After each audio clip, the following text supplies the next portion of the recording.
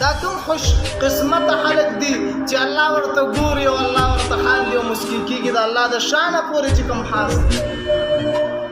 الله ورته ګوري او مسکی شي ورته الله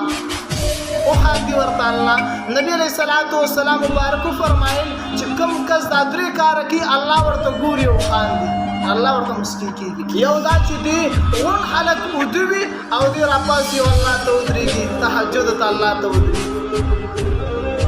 شپې راپاسي د شپې په حصه کې راپاسي او الله ته ودرېږي الله ته ودرېږي او الله ته په سجده باندې پرېوځي چې دی کله الله ته ودرېږي الله ورته ګوري او خاندي ورته مسکی شي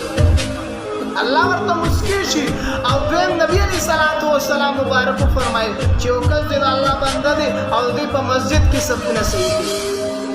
مسجد کې سب سکی دا سیده کوي مساجدو کې صفونه سیده کوي نو الله دې کس ته ګوري پای ټیم کې چې دی کله سب سیده کوي کنه الله ورته ګوري او خاندي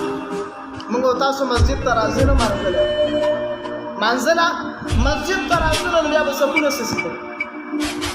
او څوک مخکې ولاړ څوک وروسته ولاړ چا کرسۍ شاته او چا کرسۍ مخکې په دې باندې جګړې چله کرسۍ شاته کوم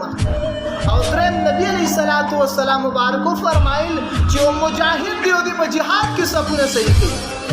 په جهاد کې صفونه څه کوي دا سیده کوي